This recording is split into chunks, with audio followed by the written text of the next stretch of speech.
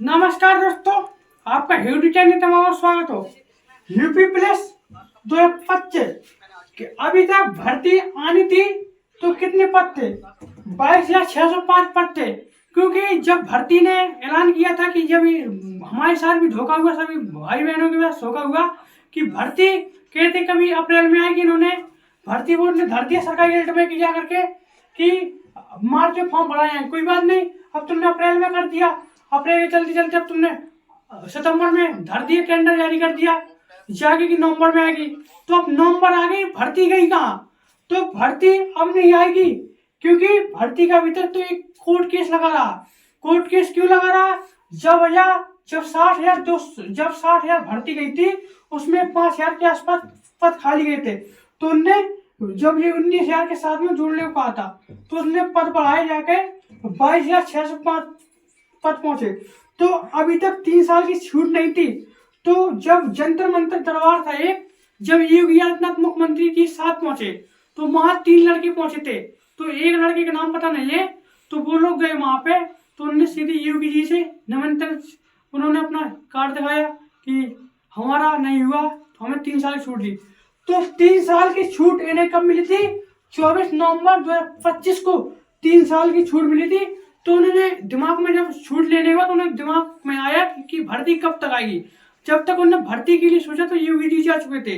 तो जब जंतर मंतर दरबार में जब दोबारा जाएंगे ये लड़के, तो फिर भर्ती बोर्ड से उनके दिमाग में यही चल रहा है कि हम सीधे मुख्यमंत्री जी से पूछेंगे कि भर्ती कब तक आएगी। क्योंकि मुख्यमंत्री से मिलना बहुत बड़ी बात है, क्योंकि हम छोटे मोटे लोग जाके मुख्यमंत्री डायरेक्ट मिल सकते, क्योंकि इनने जाकर 3 लोगों ने जाकर के 24 नवंबर को 3 साल की छूट ली। अगर ये भर्ती अभी दिसंबर तक, नवंबर तक नहीं आई, दिसंबर तक जो 26 में जा रही है, तो अभी डेट काउंट होगी।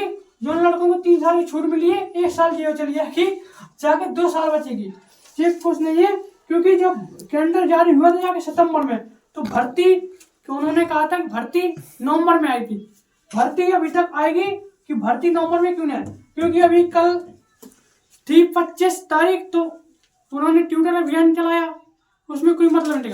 क्योंकि जब आप ट्विटर अभियान चलाओगे, भर्ती बोर्ड से मांगोगे कि भर्ती बोर्ड सीधा कहेगा कि हमने होमगार्ड की 41,000-42,000 के आसपास पद दे दिए। तो अगर वो 60 जा रही है तो फॉर्म पहुंच जाए जाके 90 लाख के आसपास। क्योंकि जो यूपी प्लस का फॉर्म भरेगा, तो वो प्लस में यूपी प्लस वाला होमगार्ड का फॉर्म नहीं भरेगा। ऐसे काफी लड़के जो अपना यूपी प्लस का फॉर्म भरते हैं, वो होमगार्ड का फॉर्म नहीं भरेंगे। जो होमगार्ड का वो इसका सिलेबस बहुत हटके है।